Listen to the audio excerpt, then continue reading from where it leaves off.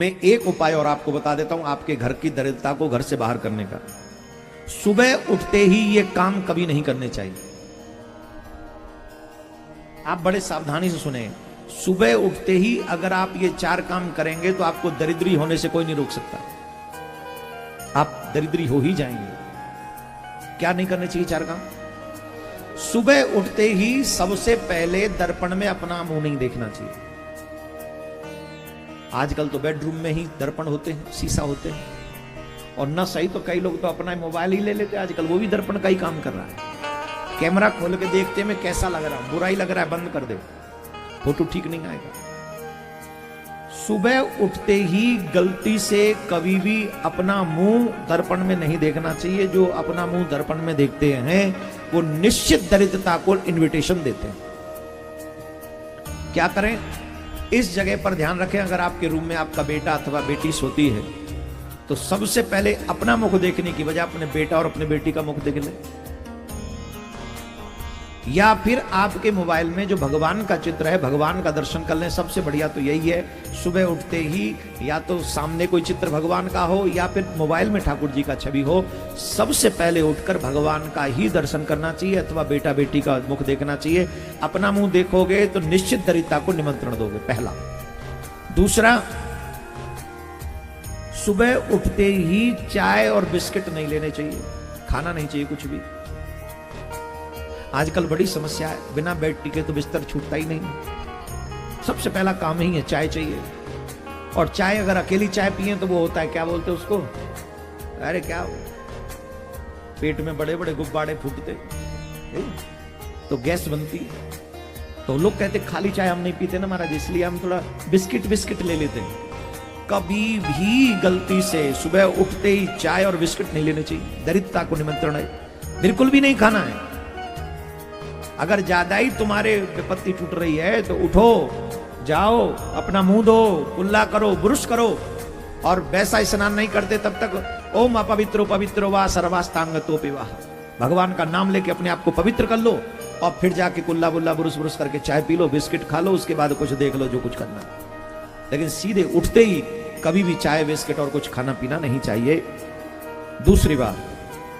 तीसरी बात, ब्रह्म मुहूर्त में कभी भी स्त्री पुरुष का संग नहीं करना चाहिए। संग का मतलब जो ब्याहता लोग हैं वो समझ रहे हैं, भाव में ही अल्प में ही कह रहा हूं। कभी भी संभोग क्रिया को ब्रह्म मुहूर्त में स्वीकार नहीं करना चाहिए। जो स्त्री भोग करता है, पुरुष भोग करता है ब्रह्म मुहूर्त में सुबह उठते ही, वो निश्चित दरिद्रता को निमंत्रण देता है। इससे सावधानी रखनी चाहिए। और चौथा और अहम, सुबह सुबह कभी क्लेश नहीं करना चाहिए घर में। कई तो उठते ही लड़ते लड़ते उठाए जाते हैं। अब आप कहेंगे हमारा सुबह सुबह कौन लड़ेगा? अरे देखो तो सही, घरों में अलग अलग प्रकार के तांडव होते हैं। अब शहरों में क्या, बच्चों को कई बार बस छूट जाती है, छूटती है। अब कौन छोड़ने जाए जब बस छूट गई तो? कौन जाएगा बताओ? मम्मी ने तो नाश्ता बना दिया, मम्मी की ड्यूटी कंप्लीट, अब जाएगा पापा। पापा तो पड़ा है वो 8 बजे तक के लिए, और 6 बजे उठा दिया तो पापा लड़ेगा कि नहीं लड़ेगा? रात में पी के पाया था, अब तो सोच, अभी तो जरूरी नहीं कर रहा है, अभी तो सुरूर पे ही है, तो कैसे जाएगा? अब जाना चाहता नहीं तो लड़ाई होगी कि नहीं? 4 काम कभी ना करें। पहला, अपना मुंह दर्पण में ना देखें। दूसरा, चाय बिस्किट खान पीन कुछ न करें सुबह उठ के। स्त्री प्रसंग न करें।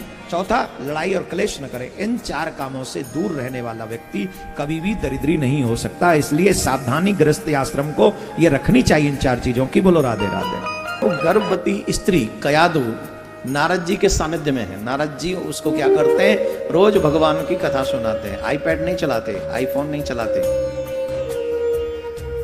आजकल की गर्भवती माताएं वैन टीवी देखती हैं। डॉक्टर परमानेंट कहते बेड रेस्ट है। अब बेड रेस्ट है तो रसोई में भी नहीं जाना है, 24 घंटे बेडरूम में ही रहना है। हाँ हूं कि नहीं? बोलो।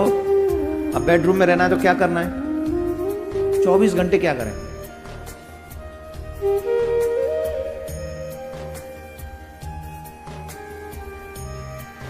कभी ये फिल्म देखनी, कभी ये फिल्म देखनी, कभी ये सीरियल देखना, कभी ये सीरियल देखना। अच्छा, तुम देख रहे हो, सीख वो रहा है जो अंदर बैठा है,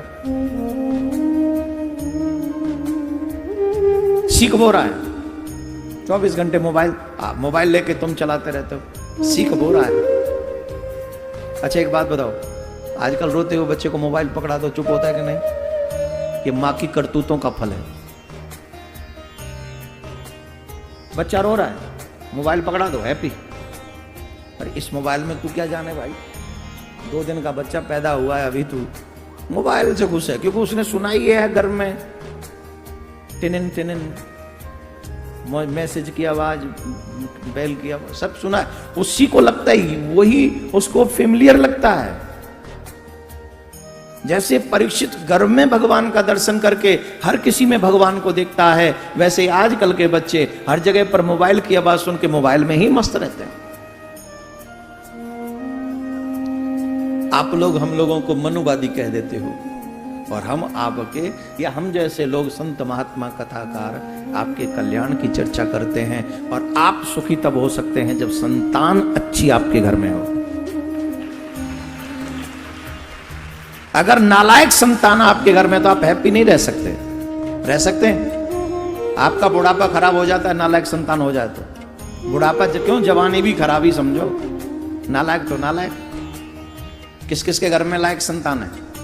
लायक पूछ रहा हूं, नालायक नहीं। अच्छा बताओ, लायकों का रेशो ज्यादा है कि नालायकों का? जोर से बोलो। है तो माँ बाप ज्यादा बड़े कि बच्चे हैं?